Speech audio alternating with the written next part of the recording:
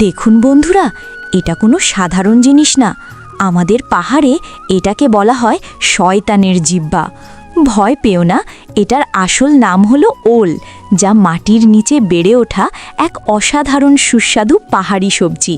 প্রথমে এর ওপরের ময়লা আর খসখসে ছাল তুলে ফেলি, আর সাথে সাথেই বাইরে বেরিয়ে আসে একটা হালকা গোলাপি সাদা টেকন্দ।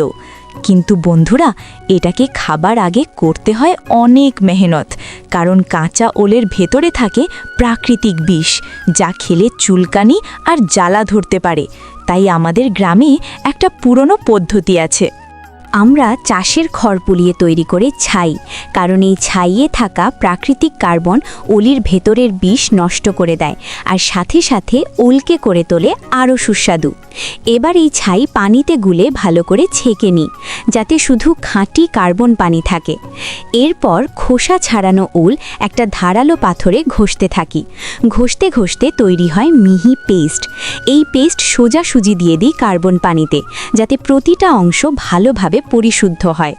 সবটুকু ওল এভাবে ঘষা হয়ে গেলে এই মিহি ওল পেস্টটা একটা পরিষ্কার গামলায় সমান করে ঢেলে দিই, আর রেখে দিই টানা ২৪ ঘন্টার জন্য, যাতে এর ভেতরে থাকা সব বিষাক্ত উপাদান ধীরে ধীরে নষ্ট হয়ে যায় আর ওল হয়ে ওঠে খাওয়ার জন্য একদম নিরাপদ।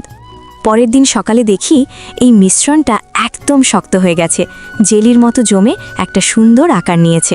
এবার এতে ঢালি পরিষ্কার পানি, আর বড় বড় বরফির মতো টুকরো করে কেটে নিই। দেখতে একদম স্পঞ্জের মতো নরম, পিচ্ছিল আর মসৃণ। এই টুকরোগুলো এবার দিয়ে দিই টকবগে গরম পানিতে। ভালো করে সিদ্ধ করি, যতক্ষণ না এর বাড়তি পিচ্ছিল ভাব আর কুটকুটে ভাব একদম চলে যায়। ভালো করে সিদ্ধ হওয়ার পর এই ওল টুকরোগুলোকে লম্বা লম্বা করে কেটে নিই। তারপর আবার ঠান্ডা পরিষ্কার পানিতে সারা রাত ভিজিয়ে রাখি, যাতে এর ভেতরের সব বাড়তি কষ আর গন্ধ পুরোপুরি চলে যায়।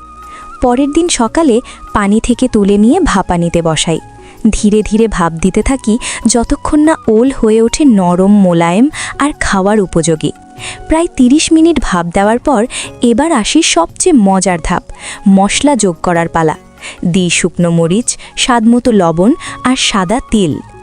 সব কিছু ভালো করে মিশিয়ে তৈরি করি ঝাল ঝাল চটপটে স্বাদের এক অসাধারণ পাহাড়ি রেসিপি। আর ব্যাস, এভাবেই তৈরি হয় আমাদের পাহাড়ের ঐতিহ্যবাহী সুস্বাদু কুরকুরে রেসিপি। খেতে যেমন মজা, তেমনি স্বাস্থ্যকরও। এমনই আরও পাহাড়ি জীবনধারা আর প্রাকৃতিক রেসিপি জানতে আমাদের চ্যানেলটা এখনই সাবস্ক্রাইব করো।